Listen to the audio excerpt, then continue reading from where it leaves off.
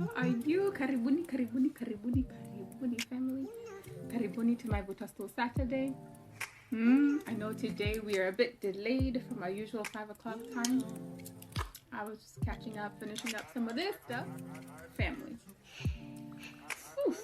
Like, I hope you guys are well. I hope you guys are family, taking time for your mental health. It is Mental Health Awareness Month. Yes. Checking on a friend, checking on especially on strong friends, the one who's always there for everybody. The loud ones too, who seem like they got it all together. Yes, check on all of them. Check on all of your people's family.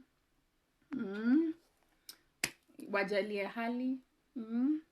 Remind them that you're there for them. Okay, IG. Yeah, so like a funny thing happened. I was trying to get on to my live like on time, and I was like, "Why is it not connecting?" Kumbe, I was on airplane mode. I was trying to charge up, juice up my battery here, and yongezeke haraka haraka. So, oh yeah, by the way, it's gonna be a lot of it probably might be a lot of Slanglish today. Warning, because I'm in my feelings. I'm in my feelings today.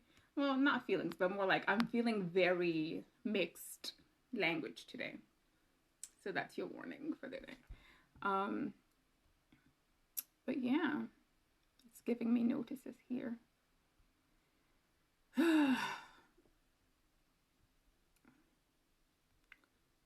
But we'll see. Anywho, so if you have been watching the mess going on around in this globe, in this world, family, it's been a mess. It's been a raggedy mess, to say the least. And again, I will do my best not to keep y'all too long or belabor the point. I really want to be very direct. Get in, get it done, and get out. Because I know, people are tired. It was one of those days, one of those weekends where I'm just like, me. Nyacheni too. Let me just. Oh yeah. Also, HARP. For those of you who know, I be repping HARP. That's the harassment and assault reporting platform. If you would like to grab your merch, please do so. Okay, you see this fit? It's nice. But more importantly, HARP, the harassment and assault reporting platform. If you witness or experience incidents of harassment or assault, regardless of where you are, please HARP it. Definitely get it. Follow up. First of all, follow up with your local ordinances. Follow up with your local reporting mechanisms.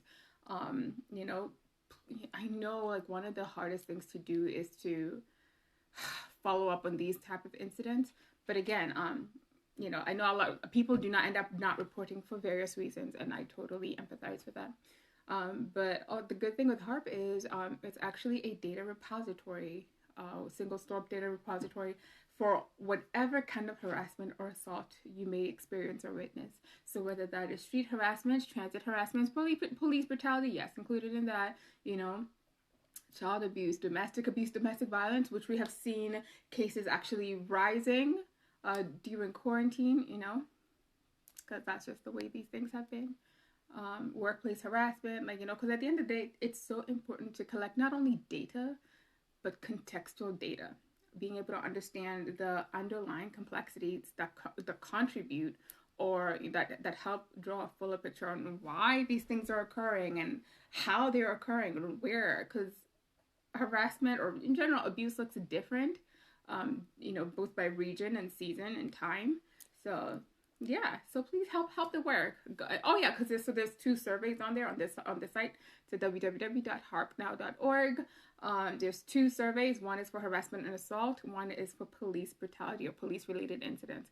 Literally takes less than 3 minutes for each of them. So if you have 6 minutes out of your day, you can totally complete these 2 surveys. 2. Please do so. Anywho, but do so after you watch this. But yeah, so one of the things that has really been heavy on my mind with all this mess going on across the globe, here in the U.S., also, right, throughout nations in Africa, and even now, with the Palestinian-Israeli conflict, is this issue of abuse of power. Hence my HARP plug, straight from the beginning, because I didn't want to interrupt y'all while we were going through this, you know. And one of the things people really gloss over is the importance of advocacy. And I understand not everybody can be an advocate for various reasons, and I respect that. But for those who can be advocates for others, and whatever level of advocacy you're able to do and provide, I encourage you to do so. And so, you know, I really want us to focus also on, I guess, three main things, right? Let's get on the same understanding on three things. Three things. First is human rights, right? And really get clear on what these things mean when we talk about human rights and advocacy and, yeah, settler-colonialism. Yes, we're going to talk about that. Yeah, because we can't have this conversation without addressing that. Because that is the root of all this evil going on up in here. I'm telling you, you're going to have fun. When you come to my chats, you're going to have fun. You're going to learn something, you know. Maybe learn a couple new Swahili words. I don't know, but hopefully, you know, be inspired to be a better person, to be a better human being for the next person, but most importantly for yourself. Yeah. So let's get right into it. So when we talk about human rights, right? And you know, there are many definitions out there, but like one of the more simpler ones that I came across was, these are the norms that, Lord, I need, I gotta have a context today, right? These are the norms that aspire to protect all people everywhere from severe political, legal, and social abuses. Yes. Oh yeah. Okay. And then when we talk about settler-colonialism, right? This is a distinct type of colonialism that functions through the replacement of indigenous populations with an invasive settler society that over time develops a distinct identity and sovereignty. That's settler-colonialism for y'all. And then when we talk about advocacy, right? It is the act. Oh, no, this is my favorite. Well, they're all my favorite. But this one, it was kind of, I had to do a quick, you know, dance. I had to do a little praise dance in this, because when we dig into that word advocacy, it is the act or the process of supporting a cause or a proposal. And then because you know me, I love etymology. I do. And so when you dig into it, it is the word advocacy or advocate. It's rooted in the medieval Latin word advocatia, or even like the old one before that is advocare or advocare, if you're going to read it in American English. And what that means is, to add a voice. It was typically used in the context of litigation or courtroom or judicial proceedings. But my favorite definition of it is to summon or call to one's aid. Now let that sink in. To summon or to call to one's aid, to add a voice to the calling for one's aid.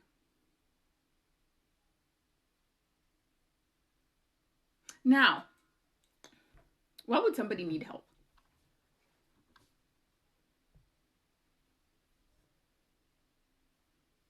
People oftentimes need help when there's a power imbalance, right? Power imbalance. The scales are not fair. The scales are not equal. So, and for me, that's actually something that like I intrinsically understood in this advocacy work that I do across the board. It was for me at least, whenever I lend my voice to something, it's often because I see that there is a power imbalance, and that the person who is being oppressed, marginalized, disenfranchised is the person or is the entity that needs the voice of support. And it's often it's clear, like if you're looking at things in an objective manner, it is clear which side oftentimes indeed needs support. especially when lives are at stake, when lives are lost, are being lost or taken left, right, and center. I mean, we've seen it time and time again in this settler-colonial spaces and invasions that, you know, over generations, like, because it comes back, it cycles back up to the top, because if we don't really uproot the problem from its core, from its root, if we don't uproot it, it will keep bearing new fruit. It will keep growing, and it'll be cyclical until we uproot that problem and call it for what it is and address it directly for all that it is and all its implications and how it's affecting those marginalized populations. And we've seen that. And we've seen that in the past, whether it was apartheid in South Africa, whether it was the colonization of various countries in the African continent, whether it's what we see now in the conflict in the Middle East, in over the Gaza Strip area, whether we've seen that, you know, similar work, or rather similar outcomes in South America. Colonization really did a number, and it's really laughable to me that people don't want to address it. People don't want to address colonization and the children of it, the offspring, the outcomes of it over these generations. Just because it was taken out of the, you know, being so overt and in your face, just because these empires left out of these nations does not mean that they're meddling and their influence left with them. And that's why you know, we hear time and time again about this post-colonial influences and the post-colonial mindsets, and, you know, the importance for people to really decolonize their minds. It is important that we let go of this colonizer mindset, family. And I'm talking to my African brothers and sisters here too, my Kenyan people. Decolonize your mind, my friends. Decolonize your mind. It's so important. Lazima. Siku zile maumau walipigana na hawa to our colony. Family, you thought they did it so that we could continue to do this mess, so we can continue to put up with this mess?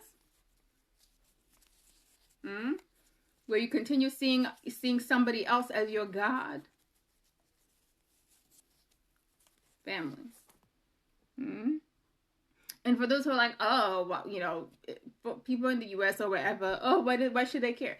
Fam, if your country gives even a cent to another oppressive regime, you should care. You should care. You should care, because that is your country acting on your behalf as a citizen, as a resident, using your tax dollars to support that oppression of another. Right? Because we often say, you know, your vote is your voice, and your clearest vote, your clearest voice, or your clearest vote is how you spend your money, right? Where you assign that monetary value, with what you buy, with what you support financially, and the systems that you continue to fund. Which is why, again, right, in this issue of police brutality across the globe, here in America, across African nations, across the Middle East, this issue of police brutality, listen, it may have different faces, it may have different hues to it, but family, at the end of the day, you know what it's all rooted in? Colonialism, white supremacy, the need to subjugate your fellow human beings, the need to exert your power or superiority over another, you know, like negating their own human rights, the sovereignty. Quick plug for consent here and bodily autonomy. Yes. If only we all just really did allow people to simply be able to express themselves and to live out in the fullness of who they are, and walk in the fullness of consent, knowing that they're able to give and take back as needed that consent, whether explicit or implicit, so that folks can walk in the fullness of their bodily autonomy. Consent is essential. Consent is something we need to be talking about, again, across every space, across every genre of discussion. Consent permeates all our spaces.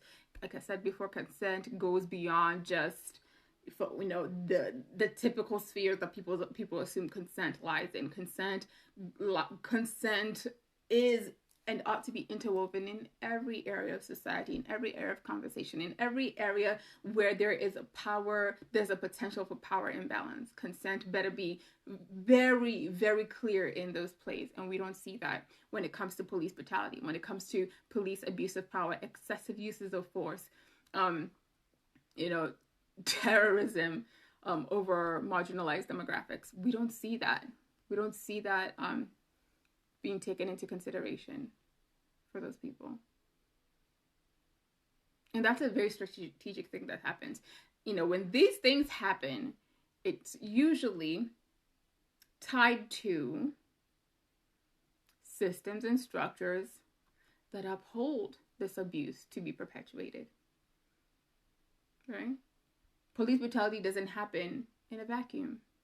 It needs a system that perpetuates it, encourages it, and then people to buy into that faulty system to continue supporting that jacked up system so that that abuse is perpetuated.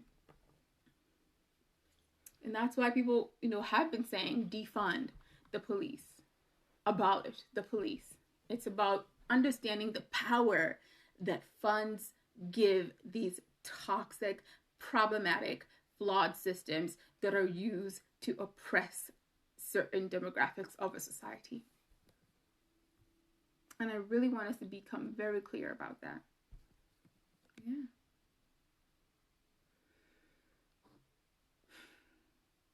Yeah. Because the reality is, no one wins when it comes to these wars. There really is no winner. Because there'll always be a mother or a father who lost their child. There'll always be a friend, a brother, sister who's not coming back. And we don't like to talk about that either. We don't like to address the fact that these are very real lives that that people's loved ones can never get back. And we oftentimes don't think that, it'll be me or it'll be my loved one. But that's the reality of war.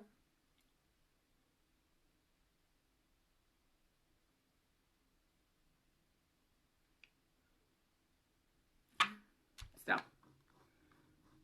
and I also found it laughable that this government, is still out here like, please help us identify these insurrectionists from January 6th. I'm like, dude, y'all got all these cameras all over the place. Literally, you can't walk not a square inch outside or even inside your home because they got cameras in on everything now. Mm-hmm.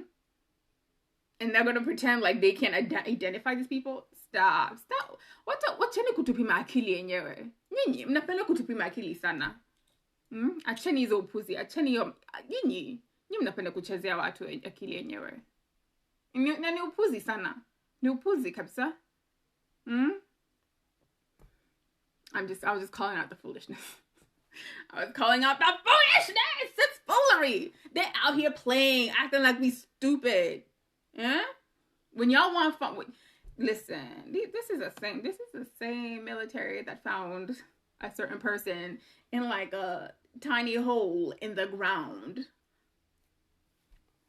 across the way. But now they're telling you they can't find someone who was walking around around the capital area that is heavily cameraed and heavily surveilled. You want to tell me they couldn't identify these people? Fam, get out of here, my friend. Get out of here. If you know, you know. But yeah, so for me, it's just like, When they want to be expedient, they are. And when they don't want to really stand by the people and call a spade, they do that too. I guess that's the perk of being the oppressor, the one in power. Yay. You know?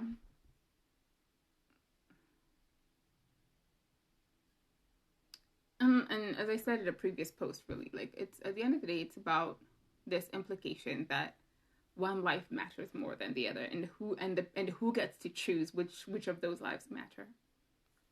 You know, it's this idea of having the power to choose and say, oh no, that person's life matters more. That's the part people oftentimes don't say out loud. They're saying that person's life matters more than yours.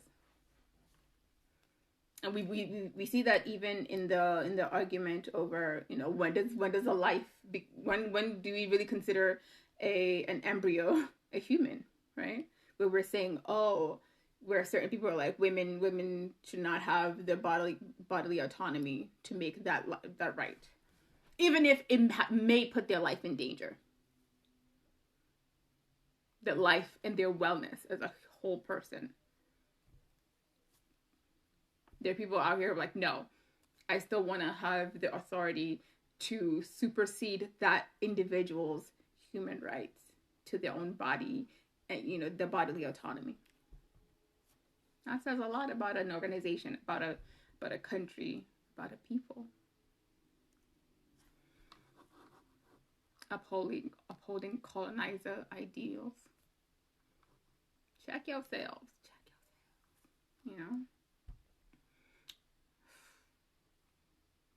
And that's for me. It's like that's the stuff that really like gets me, when a lot of these oppressive regimes and oppressive governments and oppressive sects of society, they're usually rooted in this pretentious religiosity of like, I'm doing it in the name of my God, in the name of my creator, my religious deity, you know.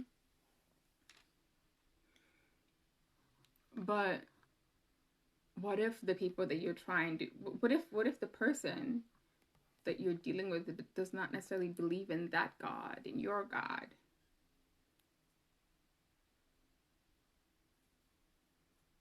What if they have a different perspective of who God, the creator, source, however you choose to believe? What if they have a different approach to who that person, who or what that person, that creator is?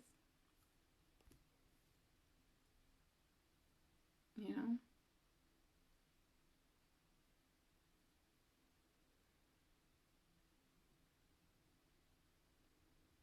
Yeah. So, I mean, for me, at the end of the day, all I say is, at the very least, fight fairly. And we hear that a lot, especially like in therapy, relational therapy. It's important to fight fairly. Don't hit below the belt. You know, don't press somebody too far. Know which lines not to cross. But again, when it comes to these international and even sometimes these local conflicts, it's like all that goes out of the way and people forget that you're simply dealing with other flawed human beings, other people. And at the end of the day, we have to see them as our fellow flawed folks and remind ourselves that they're worth their human rights just as well as I am.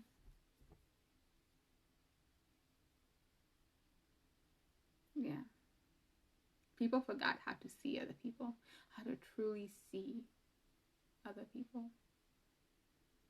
Because it really bugs me. People are like, oh, I don't see color. I was like, really? You don't see color at all? I'm like, fam, you know that there's a difference between these two colors. If you know what this is. Yeah? I've got this pen, it's some sort of gray. Okay? Like, to sit there and say you don't see color. Fam, stop it. Stop it. Yeah? Which is why I stress about, or rather maybe stress may not be a good word, but I'm a big proponent for people telling their own stories and from their own perspectives. Even if I disagree with you, I still think it's important for you to tell your story, for you to share your lived experiences, for others to learn from your lessons learned. Because what does Dr. Campbell say a lot? And I often say that a lot too now, is that words matter, language matters, and context most definitely matters. You cannot take any of those three components out of a discussion, out of the conversation, because it changes the meaning of a thing, right? Take on the full words that are spoken or written. Take on the full, context of the matter and see it holistically, without the need to change the meaning. And if something needs to be changed, then have that discussion. Yeah. It is what it is.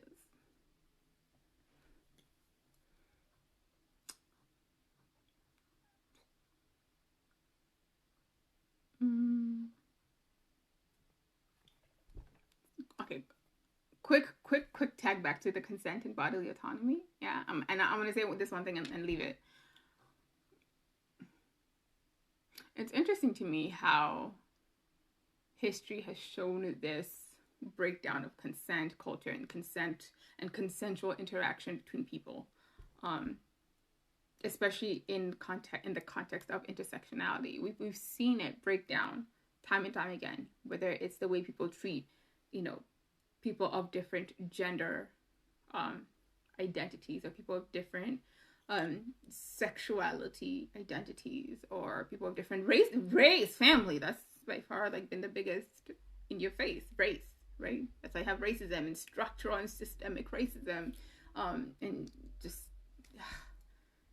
in nationalities. Now we see that's right. Nationalities is a thing.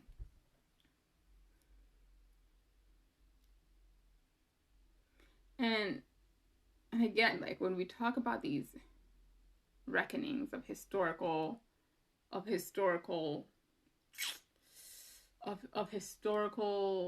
decisions that were flawed, that were just vehemently flawed, right? Like this situation of settler colonialism, which we've seen these imperial governments do time and time again, okay? And fam, this could have easily been a Uganda and Israel conflict, right?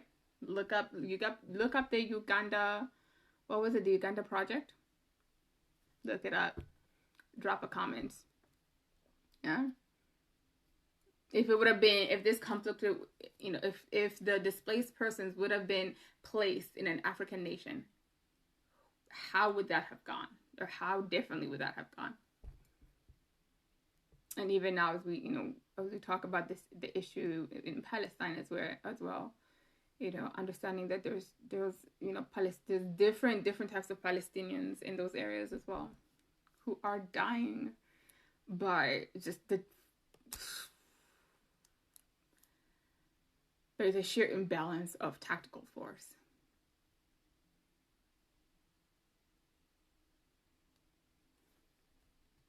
And to me, I recognize that is something that not only those directly active in that conflict, but even the global community watching and supporting or advocating or calling out, everybody watching will as a global community, we will have to reckon with it sooner or later. This human rights violation will be reckoned with.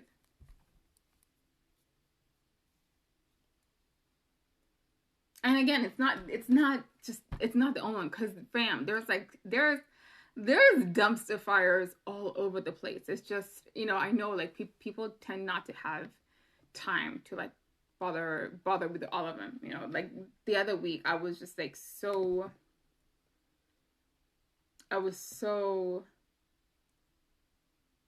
triggered by for some reason it was attacks on the LGBTQIA community, like left, right, and center. And I saw that, it was one at my alma mater for college, and it was around that same time there was an incident in Kenya, my home country, and on the one hand I'm glad to see that these spaces are trying to be more considerate of these marginalized communities, but how much longer do we have to wait for that so-called progress? And again, James Baldwin asked that question decades ago, and here we are still being asked to be patient. Be patient. Be patient with your oppressor. They're still learning. They're still growing. Be patient. And whatever your issue is and whatever your oppression is, we're constantly being asked to be patient. Give your oppressor a bit more time, because oppression is all they know how to do. So please be patient with them as they pretend to learn how to be not oppressive colonizers. So, for what it's worth. For what it's worth. On a lighter note, CDC is out here telling people, oh, you can now walk around without a mask. I'm like, family, like, dude, these people still are not washing their hands, and we already know this. We already know this, my friend. Huh? These folks are still out here walking around with dirty hands and unbrushed teeth. Okay, if anything, the one good thing that this mask mandate really helped us is people. I'm not gonna lie. I definitely was one of them. Where I was like, oh, like one day, I guess I was like rushing and going to grab something and so, and I was like, oh Jesus! I was like, oh Lord, no. Come on through, mask. I was like, we have, if your breath is, handle that. And you, like, I really. And I've seen a lot of people comment about that, like, they're like, dang, I didn't know, my breath was this kicking. And like, we joke about it now, but I'm like, I kind of like this mask situation, It saves on the lipstick costs, on the lip product costs. I oftentimes only have to do my eyes and my eyebrows, which is all I really do half the time anyways. So, and it's like, nobody's really asking you to smile. I kind of like that. Yeah. And it's like, hey, it's like for somebody to like to see you from like this and still be like, ooh, I think she's cute. I mean, it's like, you really gonna have to like my personality and the rest of me. And then be like, surprise! She can smile too? It's a bonus. But yeah. So my thing is like, CDC, please keep telling these people to cover their nasty, raggedy mouths, because come cold and flu season, we don't want to have to retrain these people to cover their coughs and to cover their mouths and to please wash their hands to avoid spreading germs during cold and flu season. Like, I just think these were like, I liked these safety practices, personally speaking. So, keep your germs to yourself. That's really the point of this quick rant. It's just, please keep your germs to yourself and away from everybody else. Please and thank you. Yeah. That was it. That was it, right? Quick recap. The importance of advocacy. The importance of adding your voice to those in need. That's what it's all about, right? Seeing the people who are in need, seeing them for all that they are, and supporting in balancing the scales. We have to, be on the side of the oppressed. We have to, whenever possible, do our best to help balance those scales and support and lend our voices to the importance of balancing the scales. Because trust me, the oppressor does not need any more advocates for them. The one who already has unfair power and leverage does not need anybody else advocating for them, especially in these cases that we've seen, especially of police brutality and abuse of power associated with law enforcement, regardless of, or rather, wherever you may be in the globe, across this globe. It's the same thing. It's all rooted in the same thing: oppression of the marginalized, oppression of, of one sect of people over another. Understanding that settler colonialism is a real thing and has had and continues to have very real ramifications for decades and ages and generations of people, okay, to come as well. And just at the end of the day, it's about, allowing people to really live out the fullness of their human rights, right? Which is why I often say, bring the fullness of who you are to what you do, and let that permeate every space you happen to find yourself in. And if you're feeling my swag today, go ahead and copy yours at harpnow.org. That's www.harpnow.org, HARPNOW.org, family. And please take those 3 minutes to complete the surveys on the HARP website. So with that said, I guess tomorrow I am on the HARP Facebook Live with Alex Domingos. That will be at 6 p.m. Eastern Standard Time, 6 to 7. And we will be talking more about this really on the criminal injustice system. So y'all know how it is. Join me on the Facebook Live for HARP. That's Facebook at HARPNOW, HARPNOW.org, harpnow.org, one word. If you have any questions, drop it in the DMs, drop it in the comments actually, and I'll get back to you. So be well, be safe out there, stay encouraged in all you do, and I guess I'll catch you on the next Buta Stool Saturday. If you have particular topics that you want me to cover, or you want me to get feature guest on, let me know. Let your sister girl know. Otherwise, take care of yourselves, have a restful evening, and I will catch you on the next Buta Stool Saturday. Ciao, family.